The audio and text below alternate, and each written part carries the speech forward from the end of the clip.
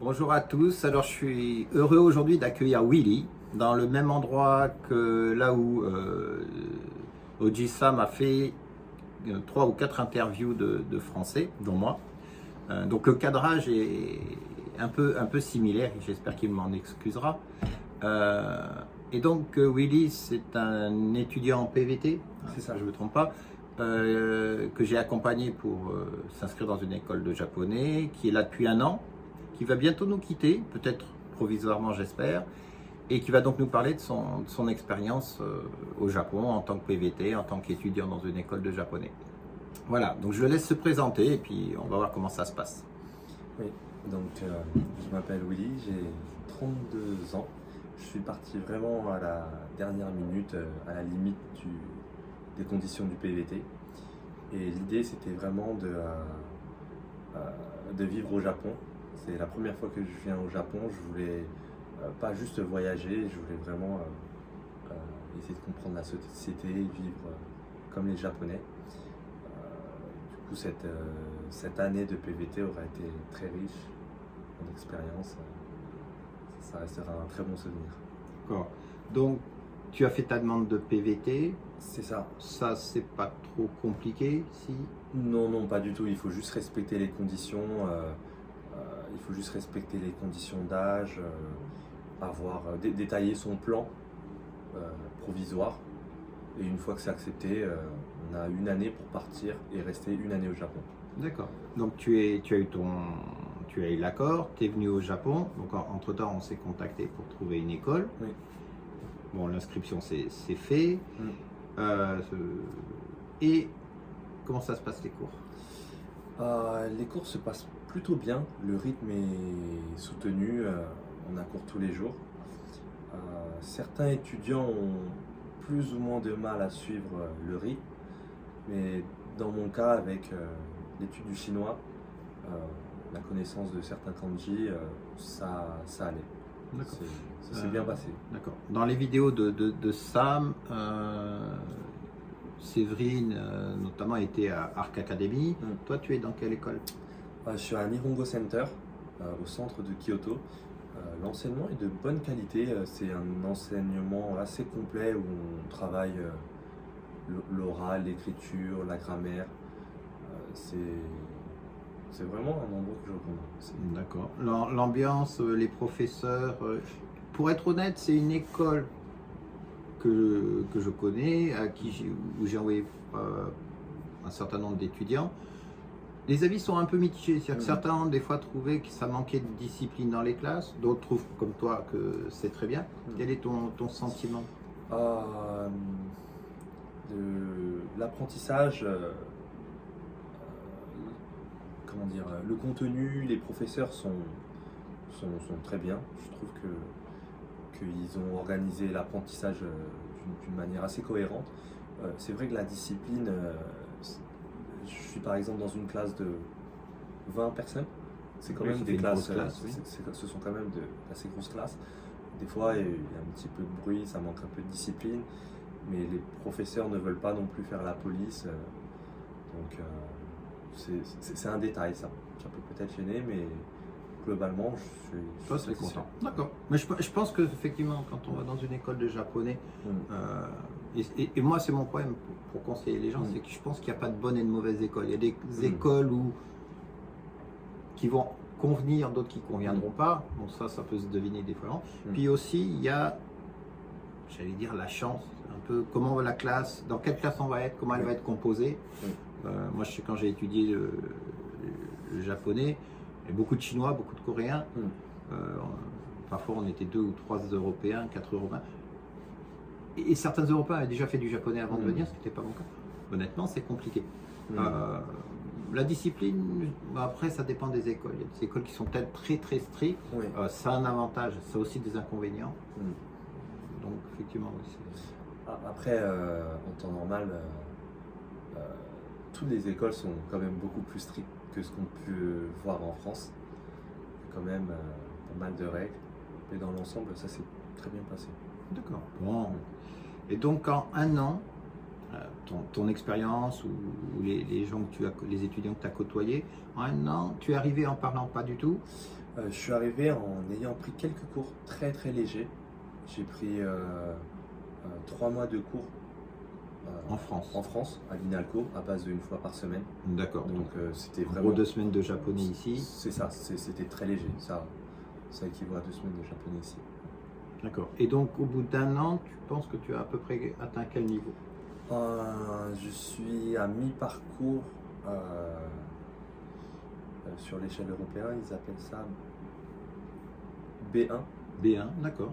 Donc je suis à... De 0 à B1, donc ça de fait la quoi? moitié Ça de fait, B1. tu dois faire le JLPT 3 maintenant, je pense. Ça a un peu changé. C'est ça. J'espère, je vais passer le GLPT N3 cet été. D'accord. Oui, donc c'est bien. Ça a une bonne progression. D'accord. Et venir au Japon, pour toi, qu'est-ce qui t'a le plus, le plus intéressé et qu'est-ce qui t'a posé le plus de problèmes, on va dire? Qu'est-ce qui m'a posé... Je vais commencer par ce qui m'a posé le plus de problèmes. Ce qui m'a posé le plus de problèmes en arrivant, c'est la maîtrise de la langue. Au Japon, sans le japonais, c'est assez difficile de se débrouiller. Donc c'était la maîtrise de la langue. Comme j'avais un intérêt pour le Japon depuis longtemps, je pense être assez familier avec les coutumes du Japon, mais ça peut être déroutant. C'est vraiment une autre façon de vivre, de penser, de faire les choses quand même. Et le dépaysement était présent. D'accord. Et le bon côté? Le bon côté, c'est il y a beaucoup de respect de la part des gens. On a une qualité de vie quand même. On a une qualité de vie assez élevée. On a une qualité de vie très élevée avec des services, avec des personnes compétentes, des services de très haute qualité. La vie est agréable. La vie est agréable, elle est paisible. J'ai pas expérimenté le monde professionnel, qui a l'air un petit peu plus compliqué peut-être, mais la vie étudiante est très agréable au Japon. Pendant que tu parlais, je me suis posé une question qui va peut-être choquer, je sais pas. Tu as un type asiatique. Oui. Est-ce que, par rapport à, par exemple, quelqu'un comme moi qui vient au Japon, tu as senti des différences?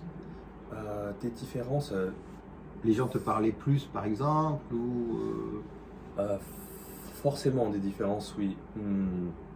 Vu des Japonais, ils me considèrent comme un Japonais. Donc pour eux, ils ne voient pas réellement de différence. Je passe assez inaperçu quand je me promène ou quand je suis seul. Après, quand je suis avec des personnes, quand je suis avec des camarades de classe qui sont étrangers, là, on sait que je fais partie d'un groupe d'étrangers, mais sinon, c'est ça, je me fonds dans la masse, c'est passé assez inaperçu. J'ai pas spécialement ressenti de différence ou de traitement différent. Et est-ce que par exemple, grâce à ça, ça t'a permis d'avoir des contacts que peut-être tu n'aurais pas eu ou pas aussi facilement? Ou non, juste tu passes... Pas spécialement. Non, pas spécialement. D'accord. Moi, honnêtement, au Japon, j'ai jamais senti... Alors, on peut voir beaucoup de choses sur les réseaux, mais moi, j'ai jamais senti de racisme au sens où on peut le concevoir en Europe. Ou, bien sûr, il y a des gens qui n'aiment pas les étrangers, mais les étrangers au Japon, ça peut être les gens qui habitent de l'autre côté de la rue. Les étrangers, pour les gens qui habitent Lyon, c'est tout le reste du Japon. En fait. Donc, la notion, elle est un peu différente. Moi, j'ai jamais eu de problème si peut-être une fois en 30 ans avec quelqu'un qui était sous, mais parce qu'il était sous, pas parce que j'étais français. C'est vrai. Non, mais c'est bien. Je ne pense pas avoir eu des problèmes. Après, je pense que la barrière de la langue est le problème. Oui. Si on arrive à s'exprimer correctement en japonais, il n'y a pas vraiment de problème. Pas de problème. D'accord. Et quels seraient les conseils que tu donnerais à des gens qui veulent venir au Japon, alors en PVT ou comme étudiant, à part me contacter bien sûr? Oui. Oui, la première chose serait très certainement de te contacter. Qu'est-ce qu'il faudrait se préparer avant de venir? Comme je l'ai dit, hein, je le répète, il faut mieux on est plus on est à l'aise avec le japonais, mieux ça sera. Après, il faut accepter que les choses sont faites différemment. Qu'est-ce qu'il y a d'autre? Compliqué comme question. Oui, la question n'est pas facile. Je vais te couper, je vais compléter ta réponse en fait. Pour des gens qui sont un peu âgés, un peu âgés, je veux dire au-dessus de 30 ans, qui ont déjà arrêté les études depuis quelques années, Oui. il faut savoir qu'en général les écoles et l'immigration demandent à ce qu'on ait à peu près fait 150 heures de japonais. D'accord. Donc c'est important de faire attention parce que au moment de l'inscription, l'école va demander si on a déjà fait du japonais, de le prouver. Être en autodidacte, ça peut peut-être passer, ça dépend un petit peu de comment ça va être perçu. Étudier avec des youtubeurs, pourquoi pas, mais à condition à ce moment-là qu'il y ait une sorte qui puisse vous faire une attestation de cours et de niveau. Mais il faut faire attention, effectivement. J'ai eu 2 cas récemment où la question c'est mais quel est leur niveau de japonais? Il faut au moins ce nombre d'heures pour qu'on les inscrive. Quand c'est juste avant l'inscription, ça peut être gênant, donc il faut anticiper. 150 heures, ça se fait pas en 3 jours. Donc quand on est un petit peu moins jeune, il faut anticiper et préparer ça. Et même pour les plus jeunes, je pense que bien au moins maîtriser les katakana, les hiragana, à défaut de parler, les kanji c'est encore autre chose, mais bien maîtriser les hiragana, les katakana, c'est déjà un gros travail de moins. Et on peut se concentrer sur d'autres points. Je suis d'accord. Parce qu'apprendre le japonais en France, ce que tu disais tout à l'heure, ce que je dis souvent aux gens, c'est que 1 an de japonais en France, ça fait jamais que 3 semaines ici. C'est ça, exactement. Donc là, quelqu'un me disait, j'ai lu un commentaire sur Facebook, mon fils fait du japonais depuis 1 an. Mais c'est rien. Pour un père ou pour la personne qui étudie, c'est beaucoup. Mais concrètement ici, ça fait 3 semaines. C'est ça. En 1 année, quelqu'un qui suit des cours à raison d'1 fois par semaine, ça représente, si on ne suit que 1 heure de cours de 2 heures par semaine, ça représente peut-être 4 ans. Oui. 4 années d'apprentissage, ce qu'on fait en 1 année intensive. Ici, oui, c'est ça. Oui, c'est la même chose. En fait, c'est le même discours que je tiens aux Japonais qui vont en France, qui étudient même ici, puisqu'on a une école de français. J'ai attention, quand vous allez en France, vous attendez pas à parler couramment et surtout attention au choc. Parler au Japon ou parler en France le japonais, les gens parlent doucement, ils parlent. Ici, non, c'est pas le cas. Voilà. Pour revenir à ta question précédente sur quelque chose qu'il faut avoir en tête, c'est que vouloir immigrer dans un pays étranger, c'est toujours difficile.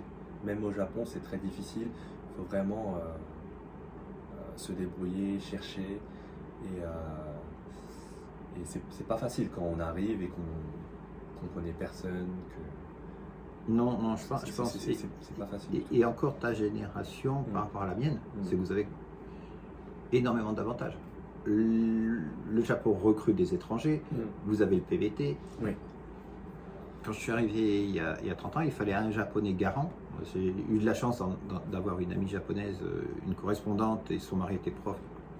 Ça s'est fait. Les cours étaient beaucoup plus intensifs encore que maintenant, même s'ils le sont encore beaucoup. Mais c'était vraiment un rythme très difficile. Voilà. Donc, écoute, on va s'arrêter là, parce qu'on pourrait parler des heures. Oui, bien sûr. Je te remercie déjà d'être venu. Merci. Et puis, j'espère quand même que tu reviens nous voir bientôt. J'espère. On va tout faire pour. Merci Willy. Merci.